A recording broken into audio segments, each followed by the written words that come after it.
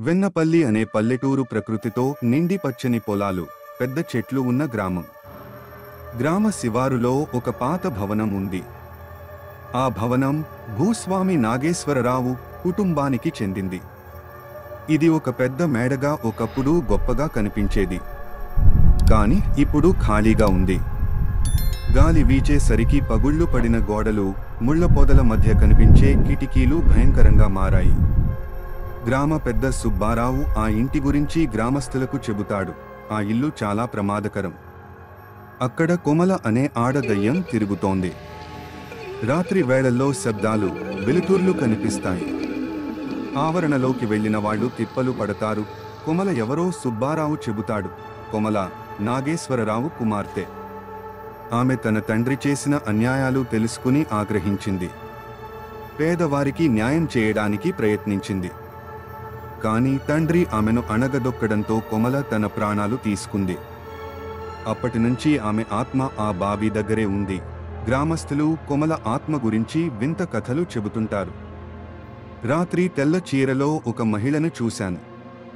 ఆమె కళ్ళు తెల్లగా మెరిసిపోతున్నాయి. భయంతో పరుగెత్తాను అంటాడు ఒక గ్రామస్తుడు. మరొకరు చెబుతారు, నా గడియారం ఆగిపోయింది.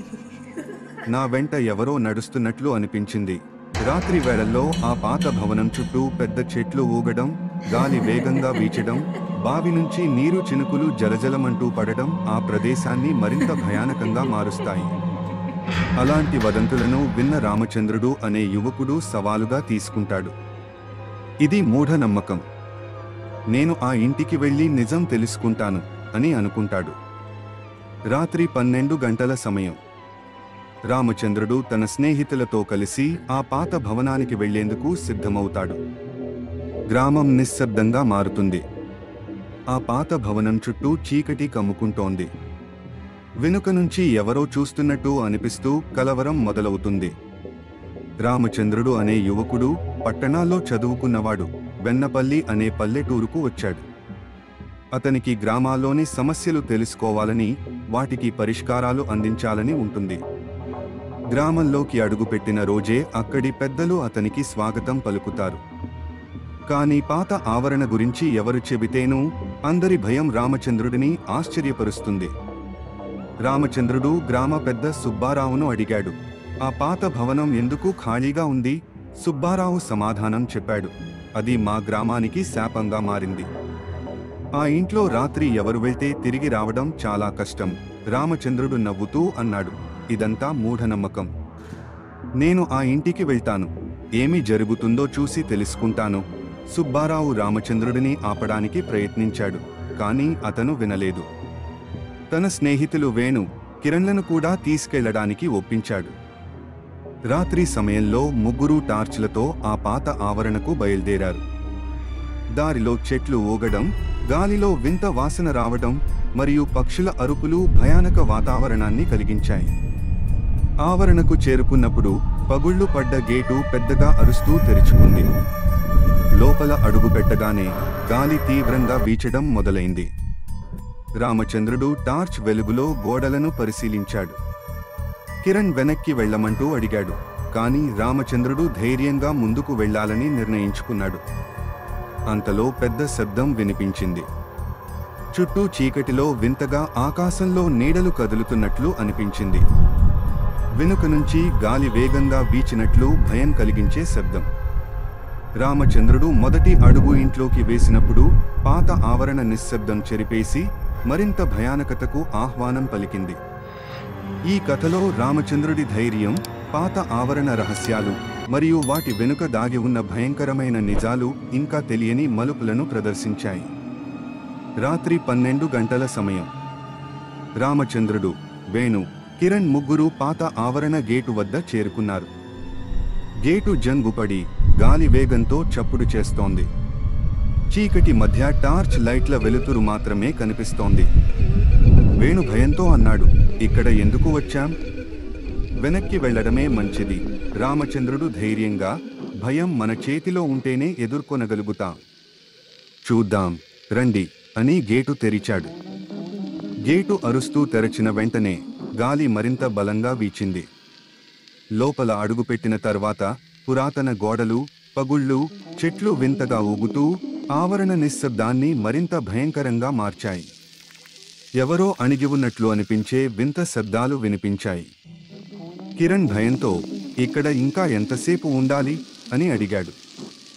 రామచంద్రుడు టార్చ్ వెలుగులో చుట్టూ చూస్తూ ముందుకు వెళ్ళాలి అన్నాడు. చుట్టూ వింతగా ఆకులు కదిలి పక్కన ఉన్న బావి కనిపించింది. బావి చుట్టూ దారుణమైన ఆకులు పెరిగి ఉన్నాయి. రామచంద్రుడు టార్చ్ వేసి బావి లోపల చూశాడు, కానీ లోపల చీకటి మాత్రమే. ఒక పెద్ద శబ్దం బావి లోపల నుండి వినిపించగానే వేణు భయంతో అడిగాడు, ఏమిటి ఇది? లోపల ఎవరైనా ఉన్నారా? అంతలోనే బావి బయట తెల్లని చీర కదులుతున్నట్లు కనిపించింది. కిరణ్ భయంతో, ఇది ఖచ్చితంగా దయ్యమే, మనం వెనక్కి వెళ్ళాలి అని అన్నాడు. కానీ రామచంద్రుడు ముందుకు సాగి పాత మేడ వద్దకు చేరుకున్నాడు. మేడ తలుపులు మూసివేయబడి ఉన్నాయి. అతను తలుపులు తెరిచాడు. తలుపు తెరచగానే చీకటి గది వారికి ఎదురుగా కనిపించింది. గదిలో వారు పాత వస్తువులు, పుస్తకాలు చూశారు.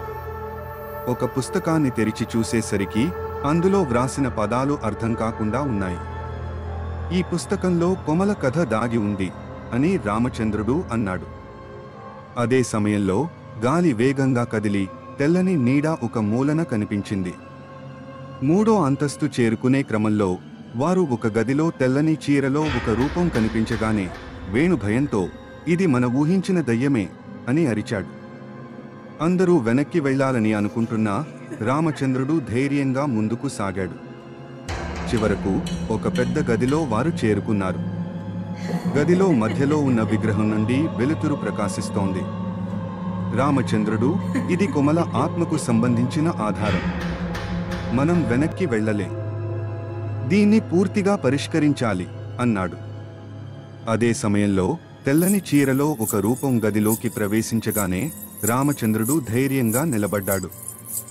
రాత్రి వేళ రామచంద్రుడు, వేణు, కిరణ్ ముగ్గురూ బావి దగ్గర నిలబడ్డారు. చుట్టూ చీకటి, గాలిలో భయానక నిశ్శబ్దం. బావి చుట్టూ వింతగా పెరిగిన గడ్డి, పగిలిన రాళ్లు, వాడిపోయిన చెట్లు ఆ ప్రదేశాన్ని మరింత భయంకరంగా మారుస్తున్నాయి. వేణు భయంతో అన్నాడు, రాము, ఇది చాలా భయంకరంగా ఉంది, మనం వెనక్కి వెళ్ళిపోవడం మంచిదేమో. కానీ రామచంద్రుడు ధైర్యంగా, ఇది ఒక శాపగ్రస్త ప్రదేశం అంటున్నారు, అది నిజమో కాదో తెలుసుకోవాలి అన్నాడు. ముగ్గురు బావి చుట్టూ చూస్తూ శ్రద్ధగా పరిశీలించారు. బావి పైపైన పాత శిల్పాలు, వాటిపై రహస్యమైన ముద్రలు కనిపించాయి. పక్కన ఒక పాత కొడవలి పడి ఉంది. రామచంద్రుడు బావిలోకి టార్చ్ వేసి చూశాడు. లోపల నీరు, వృక్షాలు నిండి ఉన్నాయి. అదే సమయంలో చిన్న చిన్న శబ్దాలు వినిపించాయి. వేణు భయంతో, ఇది మన భ్రమ కావచ్చు, ఇక్కడి నుంచి వెంటనే వెళ్ళిపోదాం అన్నాడు. రామచంద్రుడు బావి వద్ద ఉన్న రాళ్లను కదిలించగానే ఒక్కసారిగా గాలి వేగం పెరిగింది. చుట్టూ చీకటి ఆవరించింది. ఆ సమయంలో బావి లోపల నుండి తెల్లని చీర కదులుతున్నట్లు కనిపించింది. రామచంద్రుడు దగ్గరకు వెళ్ళగానే తెల్లని నీడ రూపం స్పష్టంగా బయటకు వచ్చింది. ఆ రూపం కొమలది. ఆమె కళ్ళు పెద్దగా మెరుస్తూ నెమ్మదిగా ముందుకు వచ్చింది. ఆమె చెప్పింది, మీరు ఇక్కడకు ఎందుకు వచ్చారు? ఈ ప్రదేశాన్ని ఎందుకు భంగం చేస్తున్నారు? వేణు భయంతో పరుగెత్తేలా అనిపించినా రామచంద్రుడు ప్రశాంతంగా అడిగాడు, కొమల, నీకు ఆత్మహత్య ఎందుకు చేసుకోవాల్సి వచ్చింది? కొమల తన కథను చెబుతూ అద్భుతమైన విషాదం వెల్లడించింది. ఆమె తండ్రి నాగేశ్వరరావు చేసిన అన్యాయం, పేదవారిని వేధించడం, తన భర్తను మోసం చేయడం, అన్ని వాటి దారుణ ఫలితం ఆమె ప్రాణత్యాగం. నేను చనిపోయినా నా ఆత్మ ఇక్కడే శాపంగా ఉంది అని కొమల చెప్పింది. కొమల ఆత్మ దారి తప్పిన చరిత్రపై ఆగ్రహంతో చుట్టూ ఉన్న వృక్షాలను కదిలించసాగింది. గాలి వేగంగా వీచింది. మీరు నా ఆత్మకు న్యాయం చేయాలి, లేని పక్షంలో ఈ ప్రదేశం ఎప్పటికీ శాంతి పొందదు అని కొమల తేల్చి చెప్పింది. రామచంద్రుడు తను న్యాయం చేస్తానని, ఆమె ఆత్మకు శాంతి కలిగించడమే తన లక్ష్యమని మాట ఇచ్చాడు. కొమల ఆత్మ నెమ్మదిగా మాయమై బావి లోపలికి వెళ్ళిపోయింది. కానీ ఆ ప్రదేశం ఇంకా శక్తివంతంగా ఉండిపోయింది. రామచంద్రుడు తన స్నేహితులతో మాట్లాడుతూ ఇక్కడి రహస్యాలను బయటపెట్టి కోమల ఆత్మకు శాంతి కలిగించాలి. మనం పూజా ప్రణాళిక సిద్ధం చేద్దాం అని చెప్పాడు. అప్పుడు అతను తన ధైర్యంతో గ్రామ చరిత్రను వెలుగులోకి తీసుకురావడానికి సిద్ధమయ్యాడు. రామచంద్రుడు బావి దగ్గర ఉన్న కోమల ఆత్మకు న్యాయం చేయాలనే తపనతో పూజ చేయాలని నిర్ణయించుకున్నాడు. అందుకోసం గ్రామంలో ఉన్న పురోహితుడు సుబ్బయ్యను కలిశాడు. సుబ్బయ్య పూజా విధానం గురించి చెబుతూ, ఇది సాధారణ పూజ కాదు, దశాబ్దాల పాపాలు తీరడానికి ఇది చాలా కష్టమైన పని. పూర్వీకుల మంత్రాలు, ప్రత్యేక పూజా సామాగ్రి అవసరం అని చెప్పాడు. రామచంద్రుడు ధైర్యంగా, మీరు చెప్పినట్లు అన్ని ఏర్పాట్లు చేస్తాం. ఈ పూజ ద్వారా గ్రామానికి శాంతి తీసుకువస్తాం అని మాటిచ్చాడు. అయితే గ్రామస్తులు ఈ విషయాన్ని వినగానే భయంతో విభేదించారు. గ్రామ పెద్ద సుబ్బారావు చెప్పాడు, ఈ పూజ చేయడం వల్ల కోమల ఆత్మ మరింత ఆగ్రహం చెందుతుంది. పూజ విఫలమైతే గ్రామం మరింత శాపగ్రస్తమవుతుంది. కానీ రామచంద్రుడు వెనక్కి తగ్గలేదు. మీ భయం కారణంగానే గ్రామం ఇంతకాలం శాంతి పొందలేదు. భయాన్ని జయించినప్పుడే మనం నిజమైన శాంతి పొందగలుగుతాం అని అతను స్పష్టంగా చెప్పాడు. సుబ్బయ్య చెప్పినట్లు పూజ కోసం పసుపు, కుంకుమ, పుష్పాలు, శంఖం, దీపం. రామచంద్రుడు బావి దగ్గర ఉన్న కోమల ఆత్మకు న్యాయం చేయాలనే తపనతో పూజ చేయాలని నిర్ణయించుకున్నాడు. అందుకోసం గ్రామంలో ఉన్న పురోహితుడు సుబ్బయ్యను కలిశాడు. సుబ్బయ్య పూజా విధానం గురించి చెబుతూ, ఇది సాధారణ పూజ కాదు రామ. దశాబ్దాల పాపాలు తీరడానికి ఇది చాలా కష్టమైన పని. పూర్వీకుల మంత్రాలు, ప్రత్యేక పూజా సామాగ్రి అవసరం అని చెప్పాడు. రామచంద్రుడు ధైర్యంగా, మీరు చెప్పినట్లు అన్ని ఏర్పాట్లు చేస్తాం. ఈ పూజ ద్వారా గ్రామానికి శాంతి తీసుకువస్తాం అని మాటిచ్చాడు. అయితే గ్రామస్తులు ఈ విషయాన్ని వినగానే భయంతో విభేదించారు. గ్రామ పెద్ద సుబ్బారావు చెప్పాడు, ఈ పూజ చేయడం వల్ల కోమల ఆత్మ మరింత ఆగ్రహం చెందుతుంది. పూజ విఫలమైతే గ్రామం మరింత శాపగ్రస్తమవుతుంది.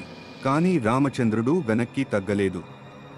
మీ భయం కారణంగానే గ్రామం ఇంతకాలం శాంతి పొందలేదు. భయాన్ని జయించినప్పుడే మనం నిజమైన శాంతి పొందగలుగుతాం అని అతను స్పష్టంగా చెప్పాడు. సుబ్బయ్య చెప్పినట్లు పూజ కోసం పసుపు, కుంకుమ, పుష్పాలు, శంఖం, దీపం, నెయ్యి, శిలపై చెక్కిన మంత్రపత్రిక వంటి అవసరమైన వస్తువులు సేకరించబడ్డాయి. వేణు భయంతో, రాము, ఇది నిజంగా పనిచేస్తుందా? ఇంకేమైనా పెద్ద ప్రమాదం ఎదురయ్యే అవకాశముంది అని అడిగాడు. రామచంద్రుడు ధైర్యంగా, న్యాయం చేయడమే మన కర్తవ్యం.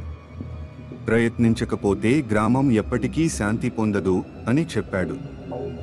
రాత్రి పూజ కోసం అన్ని ఏర్పాట్లు పూర్తయ్యాయి. రామచంద్రుడు, సుబ్బయ్య మరియు అతని స్నేహితులు పాత ఆవరణ వద్దకు బయలుదేరారు. అక్కడ బావి చుట్టూ వాతావరణం భయంకరంగా మారింది. గాలి వేగంగా వీచడం, చెట్లు కదిలే శబ్దం ఉత్కంఠను పెంచింది. సుబ్బయ్య పూజ ప్రారంభించడానికి సిద్ధమవుతూ చెప్పాడు, ఇది ప్రారంభం మాత్రమే. మీ ధైర్యం మరియు నమ్మకంతోనే ఈ పూజ విజయవంతమవుతుంది.